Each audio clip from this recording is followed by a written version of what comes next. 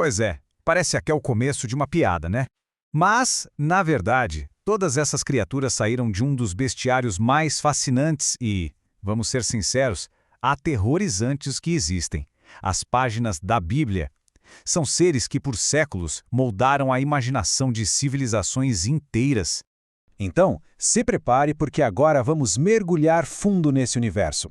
A gente vai desvendar o que há por trás de seres que representam desde as forças brutas da natureza, passando por grandes impérios da antiguidade e até os símbolos mais complexos do fim dos tempos. Olha só o nosso roteiro de viagem. Primeiro, vamos conhecer os titãs primordiais que dominavam o mundo. Depois, a gente decifra as bistas que eram, na verdade, metáforas para impérios. Aí, encaramos as figuras do Apocalipse, encontramos seres celestiais e seus descendentes peculiares. E para fechar, vamos desvendar alguns mitos que surgiram de traduções, digamos, criativas. Para começar com o pé direito, vamos falar de um trio de peso. 3 monstros colossais que, segundo antigas tradições judaicas, dominavam os 3 reinos do mundo. Eles são basicamente a personificação do poder da natureza em sua forma mais selvagem.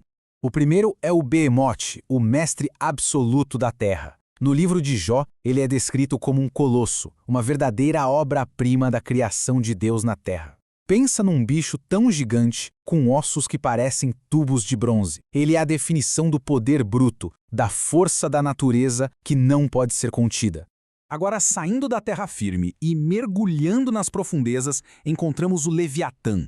Ele é o senhor indiscutível dos mares. E olha, ele não é só um monstro, não. O Leviatã é a própria encarnação do caos. Tão assustador que a Bíblia diz que ele é invencível para qualquer ser humano e que só Deus pode dar um jeito nele.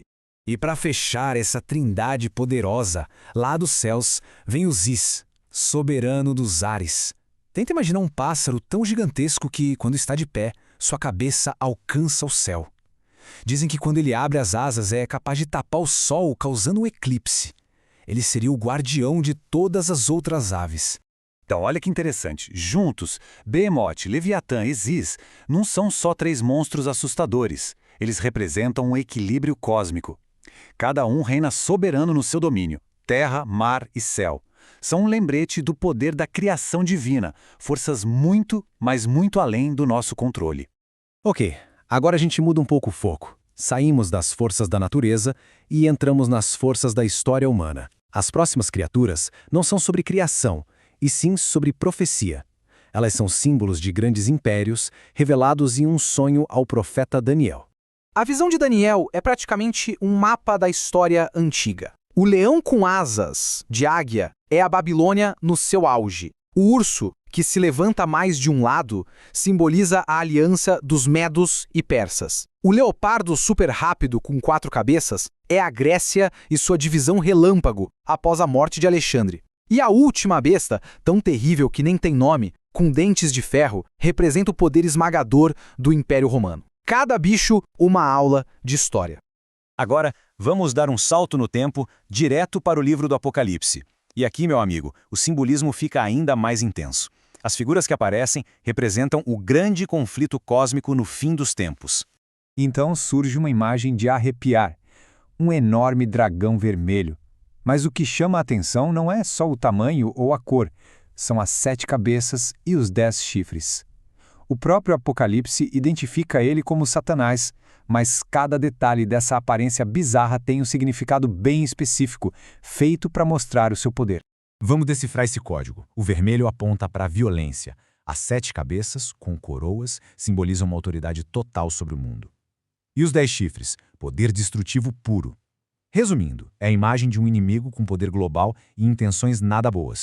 Montada numa outra besta, surge mais uma figura enigmática, a grande prostituta da Babilônia. E calma, não se trata de uma pessoa de verdade. Ela é um símbolo poderosíssimo de um sistema mundial corrupto, idólatra e perseguidor. É a representação da sedução do poder e da riqueza que se opõe a tudo que é espiritual.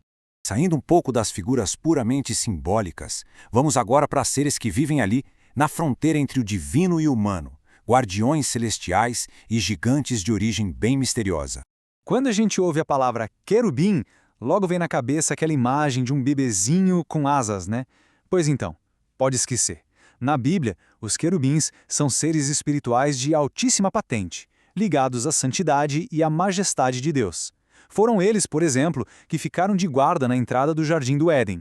E a descrição que o profeta Ezequiel faz deles é de outro mundo.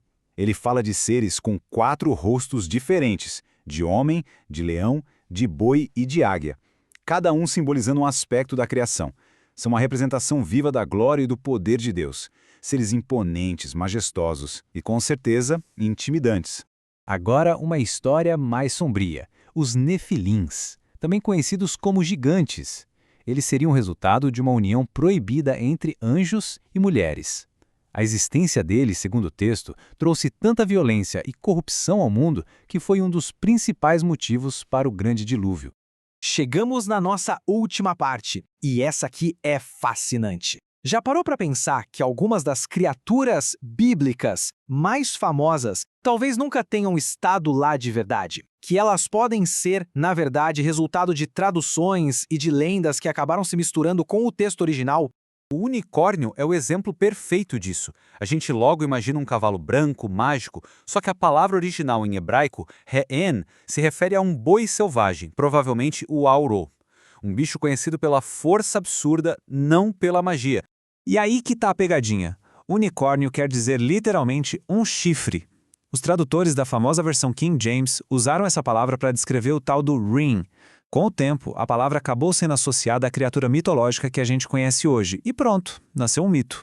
E a fênix, aquela ave que renasce das cinzas, ela até aparece em algumas traduções bem raras do livro de Jó, mas a grande maioria dos estudiosos concorda que a palavra hebraica original, na verdade, deveria ser traduzida como areia, ou seja, Jó estava desejando ter dias tão numerosos quanto os grãos de areia.